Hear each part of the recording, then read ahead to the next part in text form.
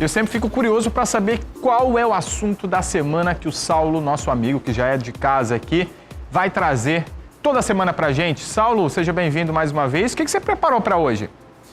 Olá, bom dia, Juracy. Fala, profissional. Bom dia para você, telespectador, que está nos acompanhando. Hoje eu trouxe uma história, eu adoro contar história e trouxe mais uma aqui para você, telespectador. Uma história que é atemporal, que ela fez todo sentido e faz todo sentido para mim. E eu vou compartilhar ela com vocês. Ela conta o caso de um monge que tinha um discípulo naquela época em que os discípulos, eles realmente obedeciam tudo que os seus mestres diziam, né? Então, se ele dissesse para plantar bananeira, para correr 25, 200 metros seguidos, assim eles corriam, não tinham problema com isso, eles obedeciam.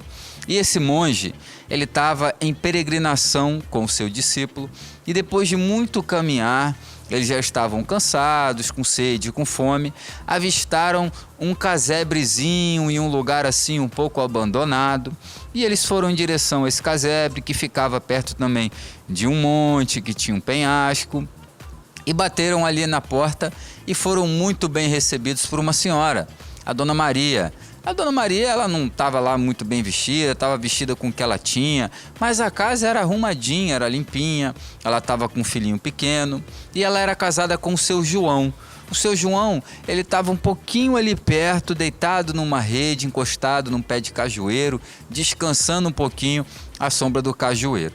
Dona Maria prontamente ofereceu um pouquinho de leite, ofereceu água, em seguida ela trouxe um queijo, uma coalhada e o monge, ele ficou perguntando, né, para ela o que ela fazia, como é que ela vivia.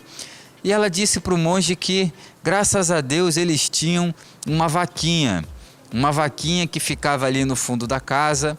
E ela abriu a porta, eles viram a vaquinha. Não era uma vaquinha tão pequena, era uma vaquinha até forte. E aquela vaquinha, ela dava leite. E com leite eles se alimentavam, eles faziam queijo, a coalhada. Com leite, o seu João levava também o leite para a feira e trocava por grãos, por alimentos. E assim eles viviam aquela vida simples, sem muito, mas eles eram felizes, a casa era organizadinha, eles estavam aparentemente muito bem. Depois de se alimentar, o monge, o discípulo, eles continuaram na peregrinação, esperaram um pouquinho, descansaram mais à noite, continuaram a peregrinação. Depois de andar mais ou menos assim uns 500 metros, eles pararam um pouquinho e o monge disse ao seu discípulo: olha, você vai lá agora em silêncio e traga aquela vaquinha até a mim.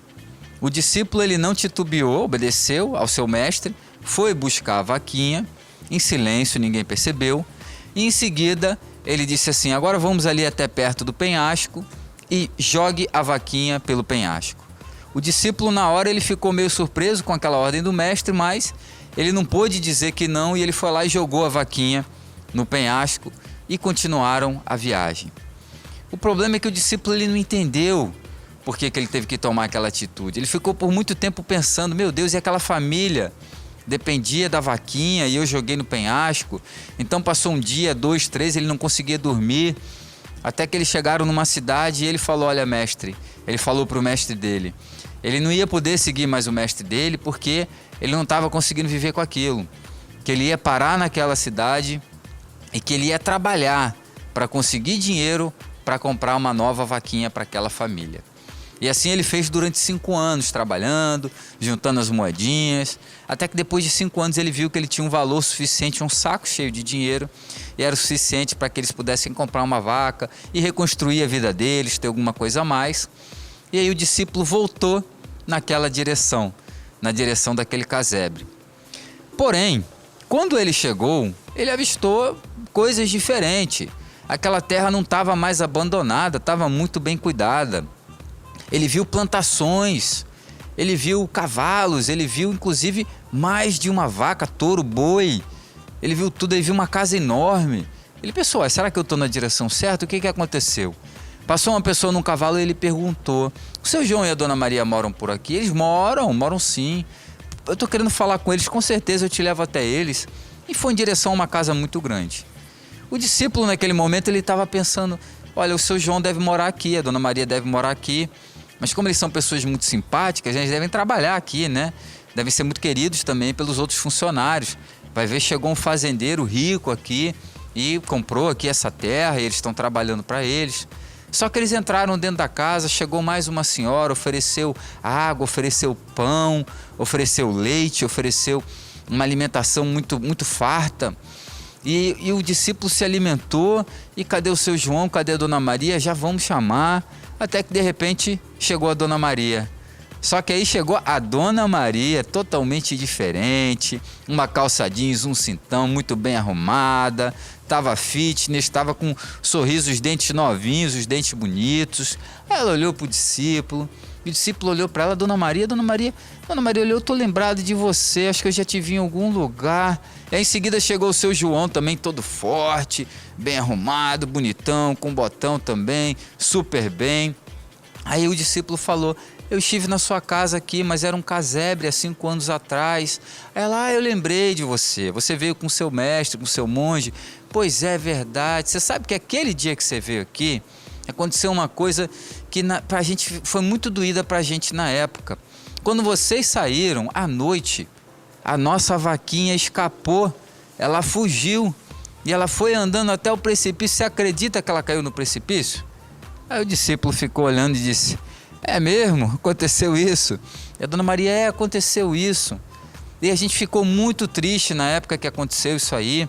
Mas o seu João, meu marido, o que ele pôde fazer foi descer imediatamente e tirar o couro da vaca, tirar a carne também para vender, as vísceras para fazer linguiça. No dia seguinte ele foi no mercado, aí a gente descobriu que a carne vale muito bem, que o couro da vaca é muito valorizado. E a gente trocou por uma alimentação e também por sementes e começamos uma plantação.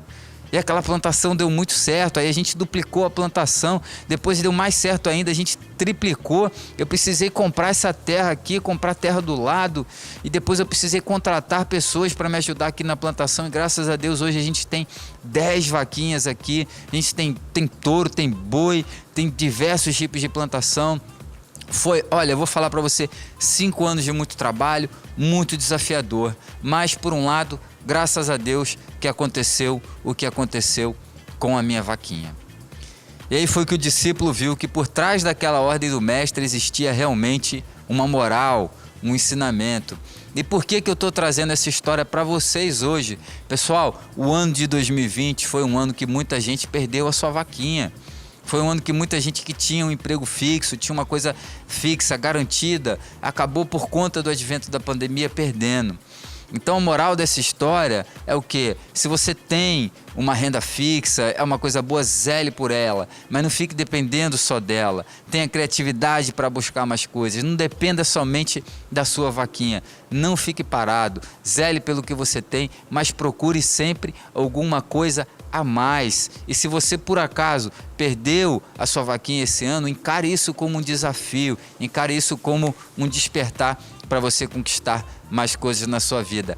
Essa é a história do Fala Profissional, essa é a moral que eu estou querendo trazer para vocês. Esse é meu 1% de hoje, muito grato pela atenção. Juracy, Renata, com vocês. Obrigado, Saulo, sempre é muito bom ouvi-lo e sempre com esse grande finale aí, né, trazendo uma reflexão para a gente entender. E de fato, né, por conta de toda essa situação do ano de 2020, a gente precisa se reinventar a cada dia. Muito obrigado, viu, Saulo? Se você tiver dúvidas, sugestões, você pode acessar @saulotasso no Instagram, tasso.saulo no Instagram, e YouTube Fala Profissional. E esse foi o nosso quadro de hoje.